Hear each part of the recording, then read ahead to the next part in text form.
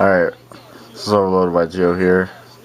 This is Nate with my last deck profile I'm going to be doing. This one, obviously, is Dragon Exodia. I looked around, and to be honest, I saw a lot of bad deck lists. This deck pretty much has to be perfect down to the last card, because ideally you're drawing every card in turn, so you need to have every card perfect.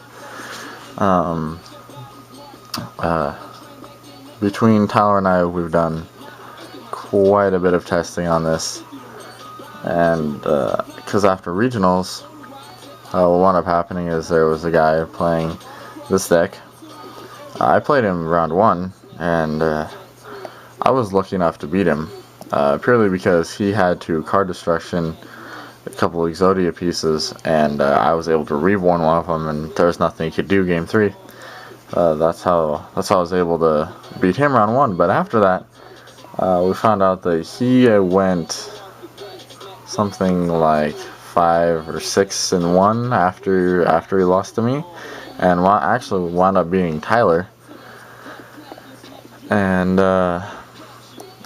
knocking him out of the possibility of topping and continuing playing. So we all got our invite to that regionals, but anyway, it was basically opened our eyes to this deck and how it can actually be pretty good and pretty consistent when it's built right. So we decided to try and do it ourselves. First off, here we got Exodia and the pieces, the 3 blue eyes, just the regular blue eyes, and blue eyes Toon Dragon. That's because we play Toon Table Contents. The 3 white stone, best card in the deck, and then the 2 Flamville Guard.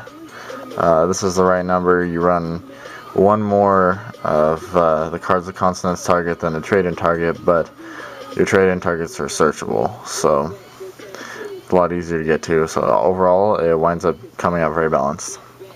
Next, we have trade-ins, cards consonants, Upstart Goblins, Toon Table Contents. Toon Table is actually extremely good when you're on the Toon Table in the blue eyes. Basically, this deck is about drawing, but the reason you're drawing is to try and thin your deck out. So these, you draw 1, and off of 1, you're able to have quite a few less cards in your deck. Overall, very good. 1 day of peace. The card that makes this deck possible is 1 day of peace, so you don't have to FTK. All you have to do is get to that one day of peace, get through as much of your deck as you can, and then just say, it's alright, we got next turn. And probably the turn after that, and probably the turn after that, because of 1 day of peace. If nothing else, you just draw on a 1 day of peace, and you're good. Makes this deck way too good. 3 super rejuve, your main draw engine, draw a card for each tributed or discarded dragon this turn. So you get it up to 4 or 5, draw a whole bunch in the end phase. And then card destruction. 2 is the right, or hand destruction, I'm sorry. 2 is the right number for hand destruction. You want to draw during end phase, it can be good. 3 is way too much, 1's just not enough. 2 is perfect. 2 Magical Mallet. When we first started playing this deck, we completely underestimated Magical Mallet. Didn't understand how good it would really be. But once you play it, Magical Mallet is really worthy of being a 2 in the deck. As you draw, what winds up happening is you draw the stuff like Exodia and that sort of stuff. So, and the rejuves and all that stuff that you don't want till later, till when you're actually going for the win at the end of your turn or in the next couple turns. So you mallet that stuff back, keep your combo pieces, and get them together. It's extremely good. The deck runs at a completely different level running Magical Mallet. Then we have the Dark Factory the Dark Factory of Mass Production. We run that because we have the 3 Blue Eyes Dragon and the 2 Flamville Guard. Easy +1. Get your dragons back for trade-in and cards of consonants. You can easy Dark Factory so that hand destruction's on a -1. Dark Factory plus Mallet also work well together. Add 2 dragons back to your hand so you can mallet more and draw more. After that, we have 1 duality. Duality is extremely good in this deck, but we are only running one because we still want the possibility of FTKing. While it doesn't happen all the time, it still happens a decent amount. So we don't want hands to get clogged down with Pot of Duality. One is just right. You'll draw into it at some point during your turn, and when you do, you'll be happy you did. Then we have Future Fusion, the power card of the deck. Just like any other dragon deck, you open up Future Fusion, and that's usually game.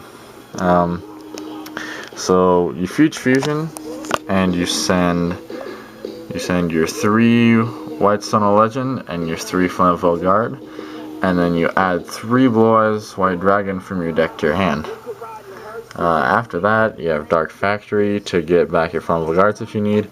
You have all the trade-in targets you're ever going to need, and it was such a plus that chances are you're just going to be able to dominate them. So this is Dragon Exodia. There's not a single card in here that I would change. Not even one. This is how I believe the deck needs to be ran, otherwise you're not going to win. But with this build, assuming that they don't main deck Crow or Teaking or that sort of stuff to get in your way, then you're going to be doing quite well. Helpful tip, those would be the cards to side against this deck. Those are the 2 most generic cards I can think of that really work well.